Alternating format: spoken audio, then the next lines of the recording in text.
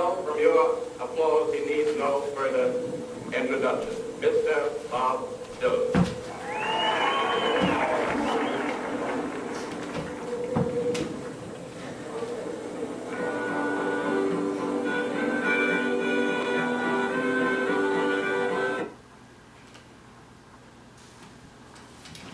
Bob Dylan was born Robert Allen Zimmerman and was raised in Hibbing, Minnesota, a small mining town. As a middle-class Jewish family member, as a teen he admired Elvis Presley, Johnny Ray, Hank Williams, and Little Richard, all artists who influenced his work today. In July 1961, Dylan met 17-year-old Susie Rotolo. She was one of the most influential people in his life, and she raised his political awareness. Rotolo was working as secretary at the Congress of Racial Equality, and each night gave Dylan the latest scoop about the civil rights movement. Rotolo actually encouraged Dylan to perform at political rallies. Come 1963, Dylan performed at the Freedom March in Washington, D.C., where Martin Luther King Jr. gave his legendary I Have a Dream speech. In that late fall, Dylan finally got his baptism into the everyday realities of Southern blacks when he performed at the Greenwood, Mississippi voter registration rally. While 1963 was Dylan's most active year in politics, it was also his most disillusioning. Feeling co-opted by white movement leaders and despising their expectations of him to become their superstar, Dylan was hesitant on which direction to take his music.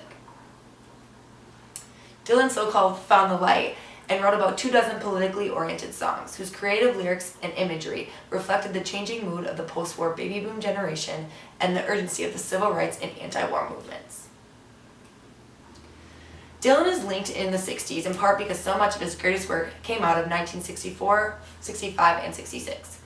The 60s became kind of a burden or a weight on the entire culture, and it transformed to something big. His music speaks poignantly to the theme of alienation felt by many during this turbulent period. That brings me to 1965, the release of Bob Dylan's album Highway 61 Revisited. He named the album after the major American highway which connected the birthplace to the southern cities known for their musical heritage. The record was different than the ones from his past for many reasons. The surrealist lyrical lean, or the way it seemed to effortlessly wrap its arms around the social upheaval that came to define the 60s. Dylan was famously known for his folk music, but Highway 61 was different. Just months after being publicly assailed for going electric on Bring It All Back Home, Dylan dove even further into rock and roll, only to come out on the other side with his best record in his career. Some songs in the record are even blues-based music, with the subtle poetry to create songs that captured the political and cultural chaos of the contemporary America. One of Dylan's most famous songs was Like a Rolling Stone appears on this album. A rolling stone suggests something dislodged from a secure place and careening down to a lower level, an appropriate metaphor for a fall from one society and value system. Originally, he described the lyrics he was writing as this long piece of vomit, 20 pages long, and out of it made a single. He claims he has never wrote something like this before, and this is where he realized he was not a songwriter, he was a poet.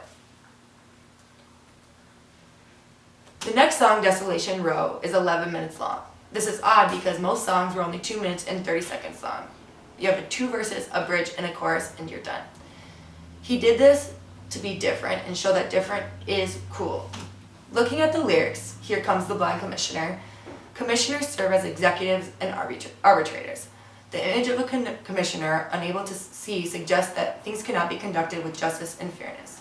Conscious discretion and moral values have been lost. The commissioner is under the influence of others, and his position with the life or death consequences is indicated by being attached to a tightrope walker. Dylan's album was all over the place, depending on what track you were listening to. So who was his intended audience? Dylan was looking to inspire everybody. He wanted to show the white elites that nobody owns him and he will write how he wants. He wanted to show the exploited that he stood with them, and he wanted the corrupt ones to know the damage they were producing. Dylan made some of the most poignant statements about the feelings of the rebellious youth of the 60s. These were expressions of strong, often bitter alienation from the middle-class values of their parents and society concerning the Vietnam War, racism, drugs, feminism, Big Brother government, and sexual mores. Many political, social, and cultural issues were arising while this album was being made. There was a civil rights movement, Vietnam War still ongoing, Lyndon B. Johnson stepping into office and proclaiming his great society. People were very stirred up, and Dylan wrote about it. The chaos and anxiety of Dylan's life, independent of broader societal issues, contributed a deeper personal touch to his music. This showed within the tones of all the songs.